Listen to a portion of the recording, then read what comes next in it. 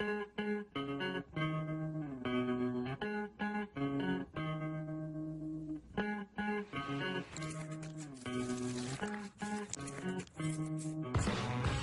are lighting up all over the country. They call it the green rush. Marijuana has moved out of the back alleys and into the open. Happy Cannabis Cup, y'all. In some states, it's legal to grow, to sell, to smoke. And marijuana could be legalized in a city near you. So easy to get, and many think so harmless. But when the smoke clears, is marijuana bad for you? Or could pot actually be good for you? Marijuana is better than all those pills for you in terms of treating? Yeah. I travel the world for answers. What does marijuana do to you? What does it do to your kids? A special investigation. Weed.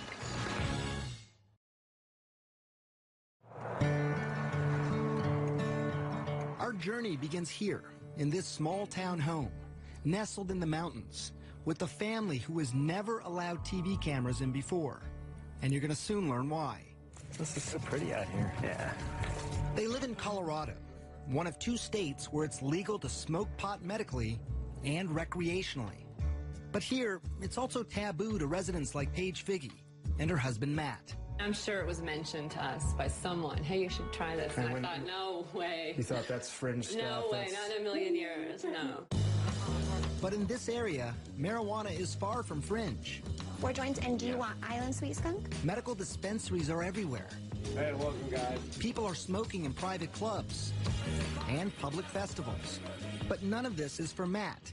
He's a military man, and marijuana would be a career ender. I grew up in Wisconsin in a well-loving family, and I was educated that, like, oh, that's a drug. You don't do that. And I never did. But just decades ago, marijuana was a legitimate medication, also called cannabis, prescribed by doctors and dispensed by pharmacies. This is Harry J. But that all changed in 1930. A relentless warfare against Henry Anslinger, the United States' first drug czar. For him, public enemy number 1, you guessed it, marijuana. This guy saw how he could increase the budget of his department by having this mission, going after marijuana. You know, saying that there's this drug that the Mexican migrant workers are smoking, and it's loco weed, and it's going to make them crazy, and they're going to rape your women. He got the anti-marijuana message out through news reports. And then came this. It is convinced that he is hopelessly and incurably insane.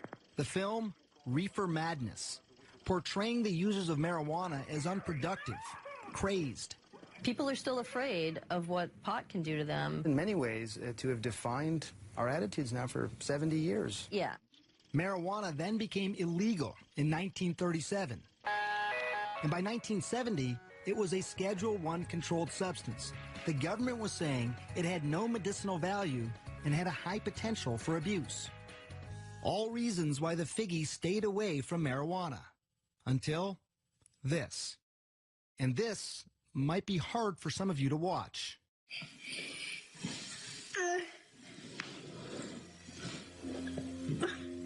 It's okay, baby.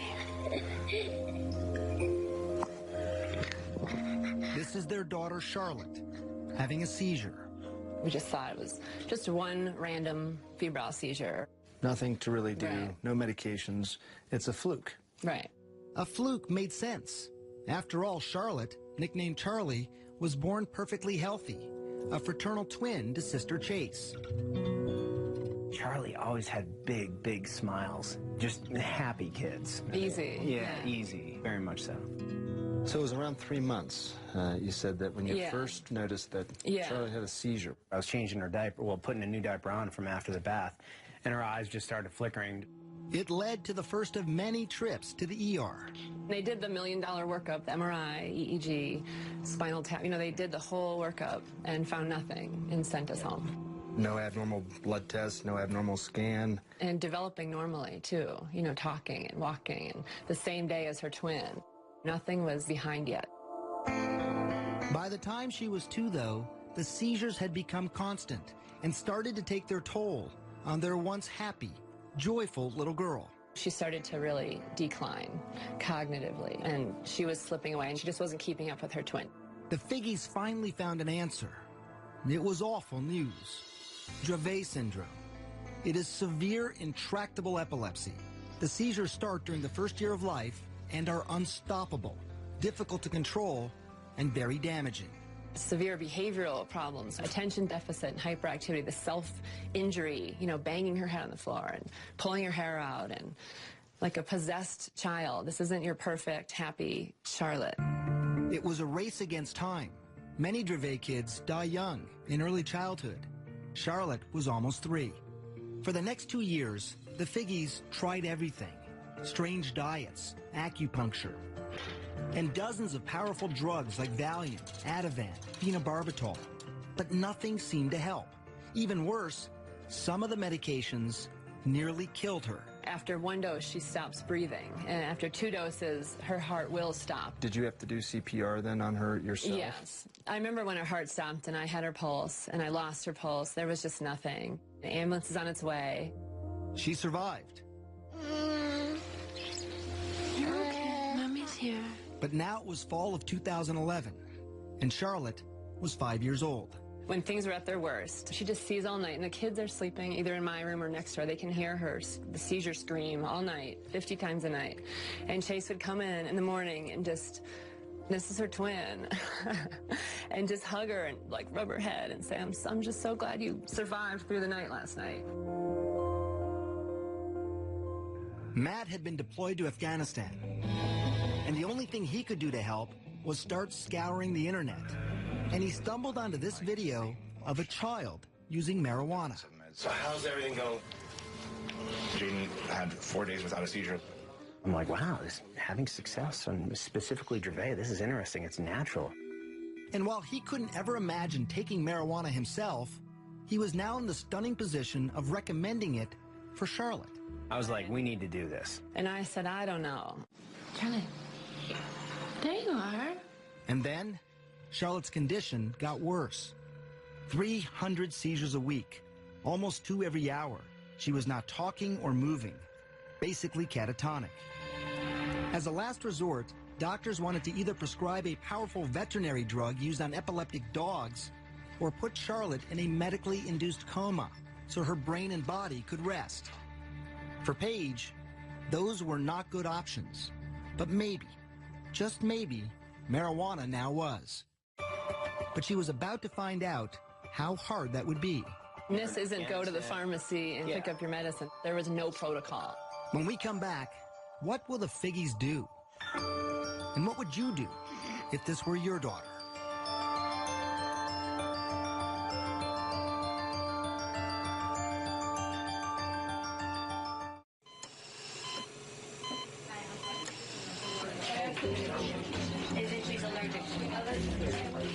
I had resigned myself. I don't think she's going to survive this. We've seen her flatline in the hospital. We've said goodbye. You're listening to Matt and Paige Figi describe their own daughter. What would you do if this were your child? Charlotte Figi had an extreme form of epilepsy. Her body was so frail that any seizure could kill her. With no traditional treatment left to try and the clock ticking away, her parents decided to try marijuana. Charlotte was just 5 years old. You need a card in order to be able to get the cannabis from a pharmacy. Doctors have to prescribe it. You need 2 doctors in Colorado to get the card for a juvenile or a child. It was hard. We were the first young child, and they said no. Everyone said no, no, no, no, no. Certainly her age played a role in my hesitance. Dr. Alan Shackelford is a Harvard-trained physician. He's also among a handful of doctors in Colorado who give prescriptions for medical marijuana. From the moment Charlotte entered his office, he knew she was in trouble.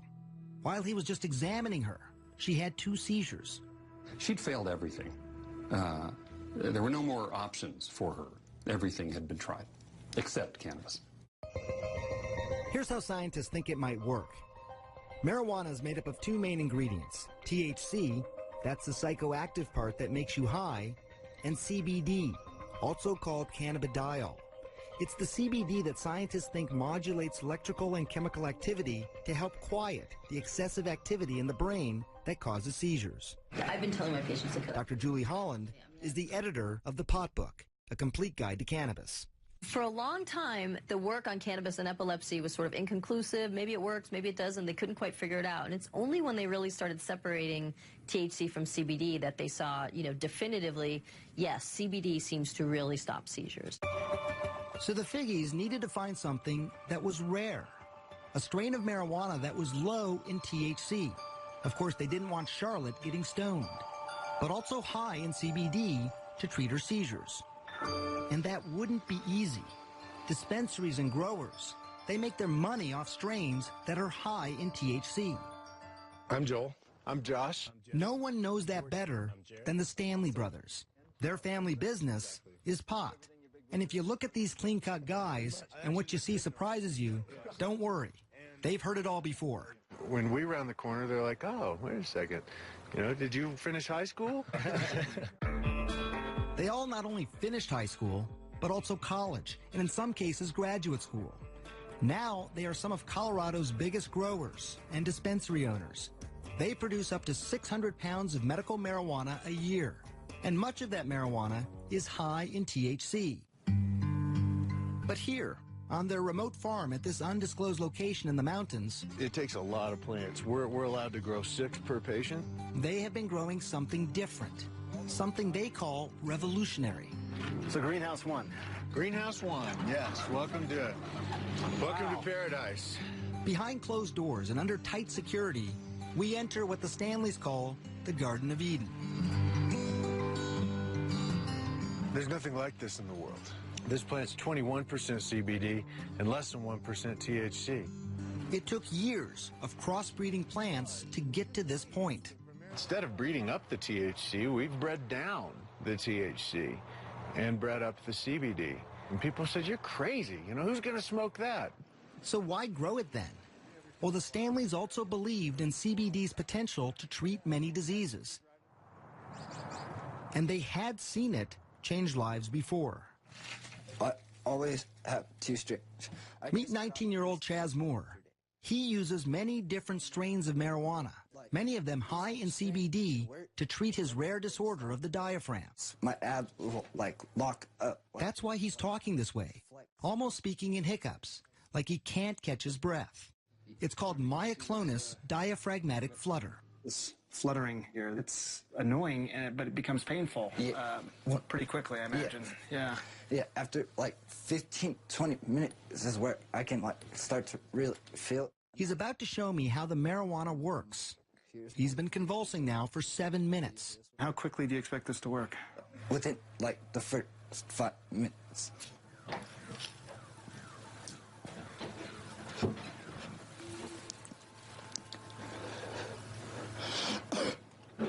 And I'm done. That's it? That's it. It was actually less than a minute. Depending on the attack in the day, it'll work within the first couple hits. Hear how his voice is completely different. That attack lasted 8 minutes. But some have lasted much longer and happen as often as 40 times a day. And like Charlotte, he had tried so many things before.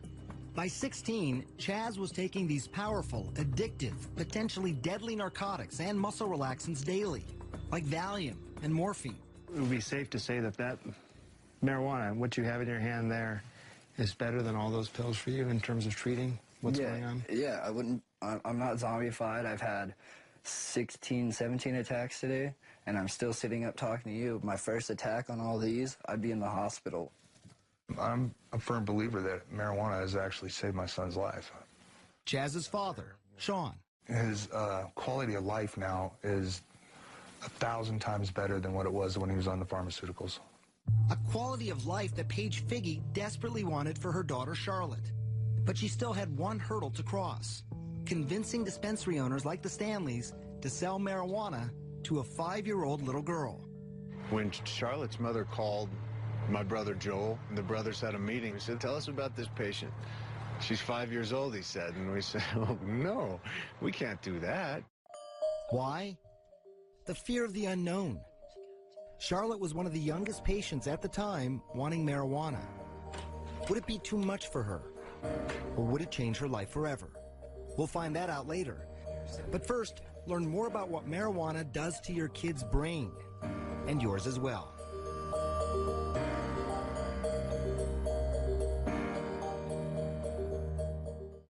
what I'm talking about. Y'all smoking or what? If you smoking weed, make some noise. Yeah. April 20th, Denver, Colorado. We like we smoke, we sing. Woo! Tens of thousands from around the country and the world lighting up legally. Happy Cannabis Cup, y'all. For some, it's a lifestyle. For others, it's a lifeline. We're working with the Lupus Foundation and rheumatoid arthritis. But for all of them, I wonder, what was it doing to their brains? Some of my patients call me pot doc. Your patients call you pot doc? Well, they never meet anybody who's as interested in hearing about their marijuana use as I am. Dr. Stacy Gruber is serious about pot. I want you to name the color and not to read it. Okay. I met her in her labs at McLean Hospital near Boston. She's using high-tech imaging to see what happens in the brain when you smoke. When you first smoke, that is, you light up a joint, a spliff, a blunt, receptors, which are throughout the brain, respond.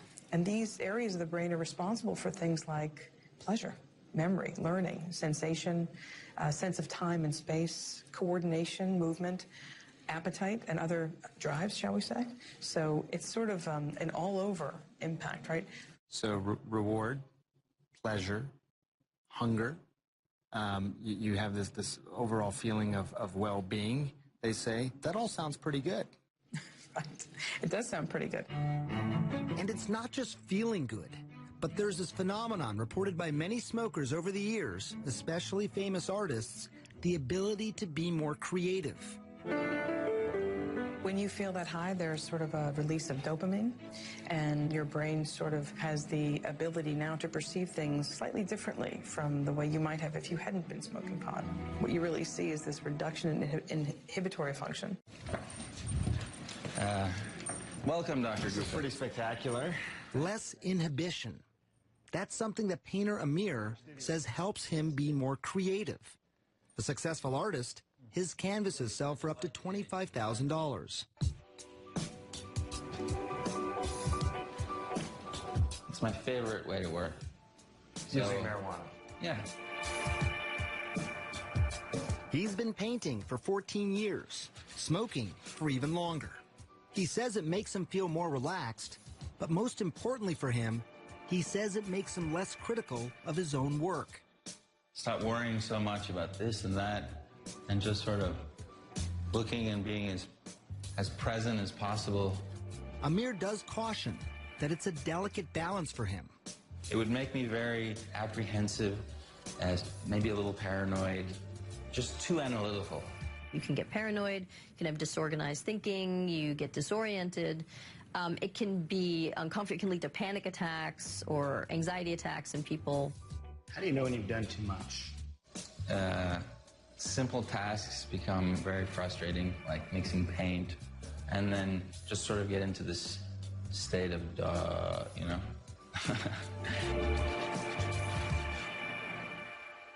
Inhale. And why that happens is exactly what Columbia University neuroscientist Carl Hart is investigating. Exhale. Research subjects in his lab smoke marijuana and then take a variety of cognitive tests. The effects will be disruption in memory, disruptions in inhibitory control. They will become slower at cognitive functioning, a wide range of things. These effects are temporary, but they're pretty pronounced and they're clear. And it's slowly becoming clear to scientists what part of the brain is most affected. It's the prefrontal cortex. It's very important for planning, thinking, coordinating your behaviors. There are tons of marijuana receptors in this region. And we think that marijuana, particularly in the novice, can disrupt all of those behaviors. An impairment that Hart cautions could be dangerous, especially when driving. You may prematurely hit your brakes. You may prematurely hit the gas pedal, a wide range of things. You may make a turn without looking more carefully. Look at this experiment done by CNN affiliate KIRO in Washington State. Subjects smoked marijuana and then drove. One was a daily medical marijuana smoker, and another, an infrequent weekend smoker. Relaxed and buzzed. The more the novice user smoked, the more trouble behind the wheel. Watch yourself, watch yourself. But interestingly, the habitual smoker didn't have as much trouble. I wouldn't pull her off the road, no. Well, not yet. And that's something I witnessed firsthand driving around with 19-year-old Chaz Moore. The day that I spent with him, he had been smoking all day long. Do you feel impaired at all? No, I don't. I feel normal. Turns out when you test people who have a lot of experience with cannabis, you don't see many disruptions. But if you test people who have sort of a limited history with cannabis, you can see some clear, pronounced disruptions.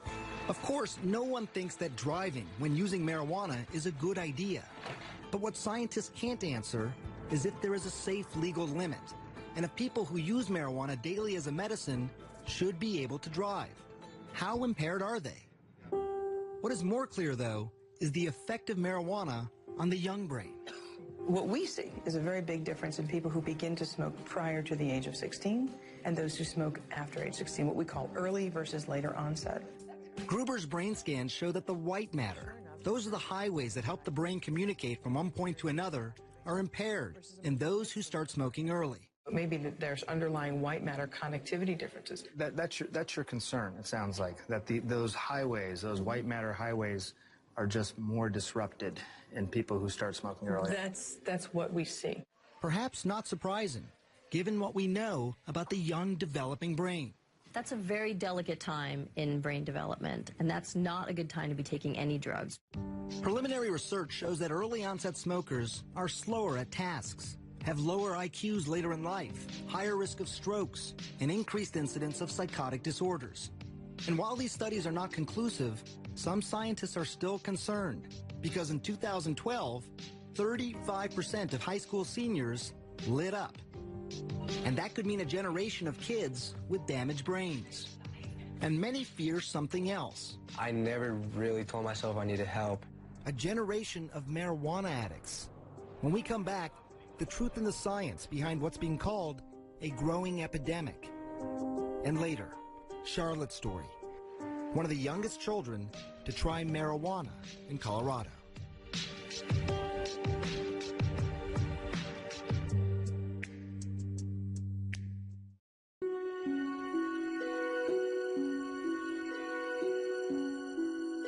This was the day Chaz Moore almost died. Pumped full of drugs like morphine, Dilaudid, Valium, to quiet a non-stop 48-hour attack. I thought I was going to overdose, and yeah, it was pretty bad.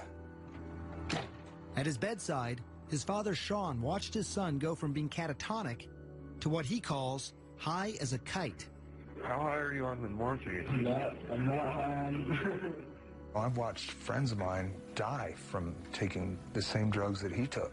You see, Sean was a drug addict, and he had struggled for decades to get clean. It was scary. It was really important for him not to take these drugs if he could avoid them. If he could avoid them. I know how addictive they are. I've seen it. It scared the hell out of me. But Sean is not scared of marijuana, and neither is Chaz. This right here, I don't get sick off of it. I can't overdose. And Chaz is right about that. While there are fatal, accidental prescription medicine overdoses every 19 minutes in this country, there are virtually no reports of fatal marijuana overdoses. And it's perhaps one of the biggest reasons most people think pot is safe. In fact, a new study of children showed that by high school, only 1 in 5 think marijuana is harmful. That's the lowest number in more than 2 decades. And it's something we heard over and over as we traveled around the country. Not really that harmful. It has a lot of benefits. Not really too concerned about it. I think it's safe if you're a safe person. Probiotics are But the experts we spoke to said there is more to the story. There are people who compulsively smoke, who want to stop smoking, but they can't stop smoking. In fact, 9% of marijuana users will become dependent. Now, that's not as high as other drugs, like heroin. 23% of users become addicted, or 17% with cocaine, or 15% with alcohol. But it's still approximately 1 out of every 11 marijuana smokers. There's no longer any scientific debate that marijuana is not just psychologically addictive, but also physically addictive. So give me an update. How you doing? Dr. Christian Thurstone runs one of Colorado's largest youth substance abuse treatment clinics. The number of marijuana addicts he treats has tripled in the last 3 years alone. Literally, I cried about it. Marijuana is #1 on their list of priorities. They have dropped out of life. Back in the day, I wouldn't feel like my day has really started if I didn't get high. Joel Vargas started smoking when he was just 13. By 15, he was smoking more than a dozen times a day. He stopped skateboarding. He even dropped out of school. I like getting high. I need to get high because my brain is telling me. Adolescents, starting at about age 13, have a pretty mature brain reward center, so they can experience rewards and pleasures the same way adults can. But the problem with that is that their prefrontal cortex, which helps people think ahead, control their impulses, that's not fully developed until age 24. That explains why adolescents are much more vulnerable. There's something else that addiction experts believe is likely happening in the brain. When you smoke pot, the feel-good chemicals that make up marijuana, called cannabinoids, remember them? They cause your brain to stop producing its own natural cannabinoids. When you stop smoking, you have no feel-good cannabinoids of your own. Until your body kickstarts production, you feel lousy. So many people smoke again to feel better. And today's marijuana could be more addictive. It has more of the psychoactive ingredient THC than ever before. Brain researcher Dr. Nora Volkov. If you smoke a very potent marijuana, the 9-THC content is going to go very fast into your brain at relatively high concentrations, and then that increases its rewarding effects and its likelihood of transition into addiction. So how much stronger is it? You see the barbed wire, obviously, on the fences. Well, I traveled to Mississippi, where marijuana is illegal. But here, on the campus of one of the country's oldest universities, Ole Miss, a huge stash of marijuana is under lock and key. This is our vault. This is some pretty tight security. I mean, look at this door. Mahmoud El Soli runs what's called the Marijuana Potency Project. What's the potency of this? This is about 8%. For 3 decades now, his team has analyzed weed confiscated from drug busts. This is 36% THC. You can smell it. It has a good aromatic, smell. How much does this worry you? 36% THC, confiscated. Very, very dangerous material. For someone that is not experienced in marijuana smoking, take some of this and they're going to go into the negative effects of the high amounts of THC, the psychosis, the irritation, the irritability, the paranoia, and all of this. And while not all the plants are this high, there's no question he's seen a trend. In 1972, the average potency was less than 1% THC. Now, it's nearly 13%.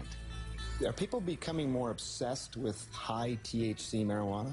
I think so. They start out with a 0.5% or 1%, and they get a good high. And then as they continue to use that, it doesn't give them the same high anymore, so they seek either smoking more or higher potency material. It happened to Joel Vargas. After a couple of years of smoking daily, Joel eventually ended up in rehab, where he faced mild withdrawal symptoms like irritability, insomnia, nausea. It certainly isn't anything nearly as dangerous as abrupt discontinuation of alcohol. You know, for somebody like Joel, going into rehab is really about learning new behaviors, more than it is about sort of treating the physiological dependence or tolerance or withdrawal issues. Joel's been clean now for 6 months, but these kinds of risks, they don't scare off Charlotte Figi's parents. People ask us that a lot, like, how did you make that decision? It wasn't a decision. It wasn't a decision. It was the next viable option. And some would say a radical option, marijuana for a 5-year-old. But it was an option they hoped would change her life forever. Baby.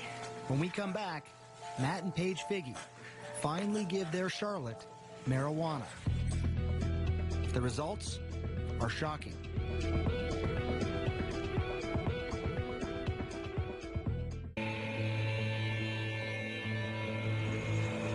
It was January 2012, Afghanistan.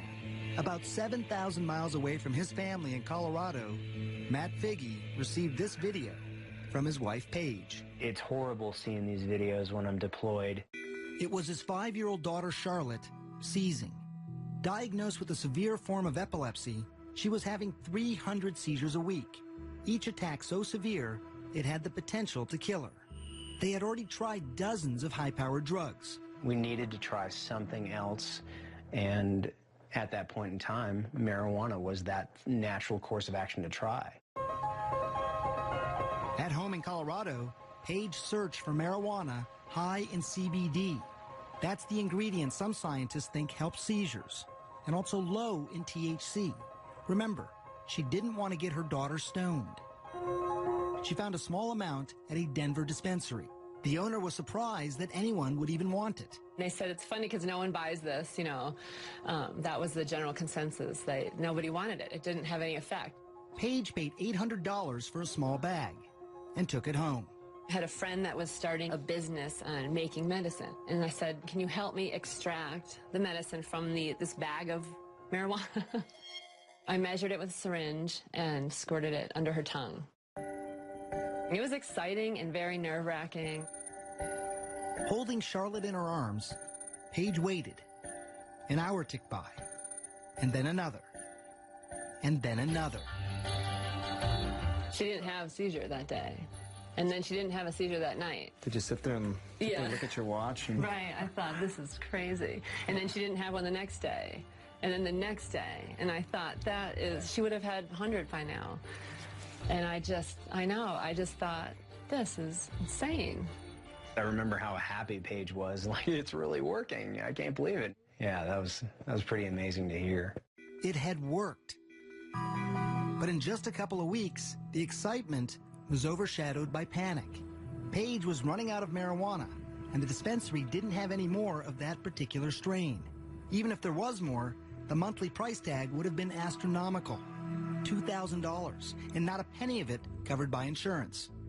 But then Paige heard about the Stanleys, the 6 brothers, and their greenhouse of marijuana that is high in CBD. I said, oh my goodness. He says, I don't know what to do with it. We're trying new things with it, but no one wants it. It's not sellable. I said, just don't touch that because we need that plant. At first, they didn't want to take the risk of giving marijuana to such a young child. But then they met her. Tell me about the first time you met Matt, Paige, and Charlotte. I'm going to get you misty-eyed. Yeah, you get all of us crying when we start talking about that little girl. The Figgies had hit the jackpot, a steady supply of high CBD marijuana, and they only had to pay what they could afford. People have called us the Robin Hoods of marijuana. And they say that we sell pot so that we can take care of the kids and the truly less fortunate. Charlotte was the first of those kids. Late spring 2012, she tried the Stanley Special Marijuana, and again, it worked. I can't tell you what that means to us. Get you a dozen in a little bit. If it doesn't get you, something's wrong with you. She lived her life in a catatonic state. Now her parents get to meet her for the first time. What a revelation. Yeah, gee. The child who had had 300 seizures a week was now down to just 1 every 7 days.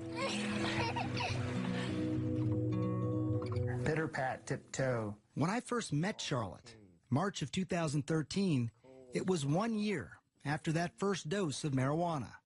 Achoo! After almost 2 years on a feeding tube, she was now eating on her own. Yellow? She was talking, even walking. Puppy. Oh, please, she said please. Go! But these stories, they are not without their skeptics. One of the country's 2 hospitals dedicated to Dravet syndrome in Florida states at present there is no evidence that cannabidiol is effective for the treatment of epilepsy. The American Academy of Pediatrics also opposes cannabis, as does the National Institute on Drug Abuse. It is such an amazing turn of events that it really can't be a fluke, but I do still wonder. Do you still wonder too, Matt? Hell no. You know it's working. It's working great. You just look wonderful. And Charlotte's doctor, Alan Shackelford, also agrees. Yet his commitment to medical marijuana has drawn criticism. He's even been called Dr. Feelgood. How difficult is this for you to talk about as a physician? We are typically conservative as a profession and probably as individuals. We want more proof, and cannabis doesn't have that. And it's why he has traveled the world to look for researchers who might have the answers. And that took him to the place many call the medical marijuana research capital. Israel. It might surprise you, but actually research into cannabis and epilepsy started here in the 1970s, with studies that showed it could reduce convulsions in rats. Today, Shackelford is hoping to start clinical trials in humans there. We need to understand it well enough that they won't be reluctant to at least give it a thought, at least try it. And it's not just epilepsy, but researchers in Israel are studying a variety of illnesses. When we come back, what they're finding, up close, and an amazing look inside hospitals and nursing homes where patients are lighting up, courtesy of the Israeli government.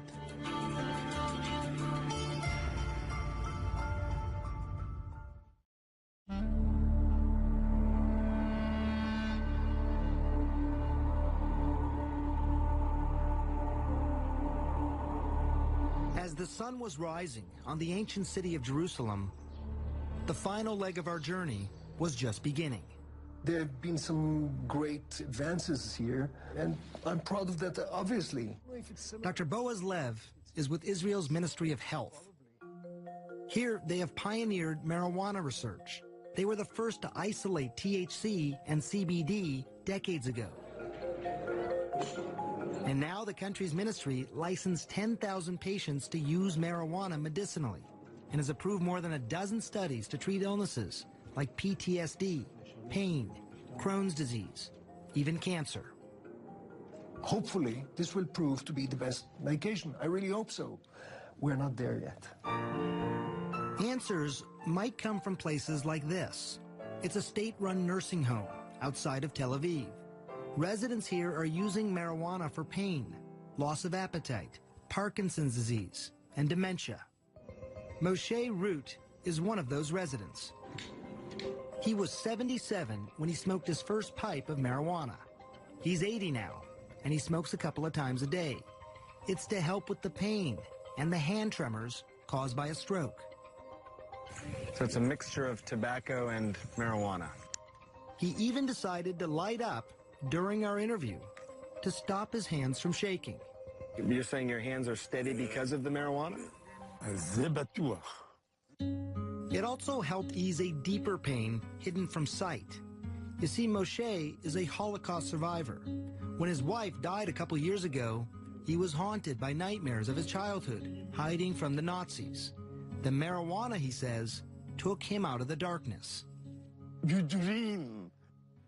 You fly. When you smoke? Yeah. There are 19 other patients here. Scientists at Tel Aviv University are now studying their progress, and they call the results outstanding, including weight gain, improved mood, pain and tremor reduction.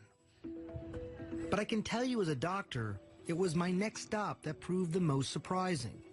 This is Israel's largest hospital, Sheba Medical Center. You put up your medical cannabis. Amashe is using marijuana to help him with the pain and nausea from chemotherapy. Filling up this balloon, so that's your medicine inside there. Of course. You want to take it out, put up the valve. And he's doing it inside the hospital. How are you feeling? I really, first of all, in the muscle, in the leg.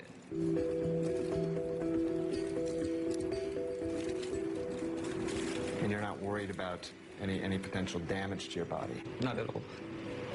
The opposite, actually. I really believe I can be cancer-free for a long time if I continue, consume cannabis. Yes, he said cancer-free. Very early studies on mice in Israel, Spain, and the United States are now showing the potential of marijuana to kill cancer cells. It's exciting research, but it is still in its infancy, and it's inconclusive. This program at Sheba is well established, and experts say a teaching tool for using marijuana in other hospitals. Do you think this could happen in the United States? I don't know that there's yet enough really concrete evidence of cannabis's benefit that's satisfactory, at least in that context. I think it's going to come.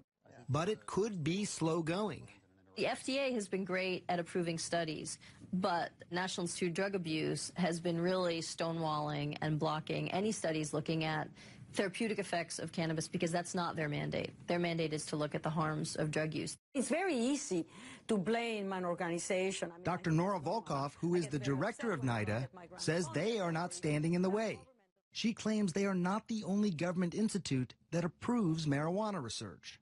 If you would come up with a grant that says, okay, this is going to be a treatment for drug addiction, then it would go to us. But if it's cancer, it goes to the Cancer Institute. If it is schizophrenia, it goes to NIMH. And so the institutes have a mission with certain diseases. What is clear, there are bureaucratic hoops that most researchers simply don't want to jump through. Neuroscientist Carl Hart. There are not many people studying marijuana. It's very difficult to get approval to study marijuana. What's nice about Israel is that the government is helping the research to happen. And it's research that could give hope to patients like Charlotte Figi. I made it. Scientists in Israel are learning that marijuana use might actually protect the brain, not damage it. They've been able to show that it can decrease the amount of brain damage from head injuries in mice. To be able to give a medicine after the injury to reverse some of the damage, that's huge. I want to paint my nails. You want to paint your nails? I'll paint your nails. I literally see Charlotte's brain making connections that haven't been made in years. It's almost seeming to build her brain, where before it seemed broken. And while scientists are still at the very early stages of knowing if this is actually happening, I can tell you it was remarkable to see her progress. In the 3 months since we first met her, we saw a change. She was now talking more. Say puppy. Yeah. She's horseback riding. Good girl. She even rides a bike on her own. And the special strain made for Charlotte is now named for her. It's Charlotte's Web. It is Charlotte's plant. It's Charlotte's plant. Not anymore. Now it's for all the children. More than 41 children are using Charlotte's Web here in Colorado. All of them are reporting significant seizure reduction. And there are dozens more on a wait list, hoping, praying that a plant could change their lives, just like it did for Charlotte. I'm gonna get you. You both seem very at peace. I'm very at peace, yeah. Very peaceful. We've been given a great life. You know, it's so unfortunate that Charlie has this Dravet syndrome. But thank God we've got something now that's working. And she's doing so great today.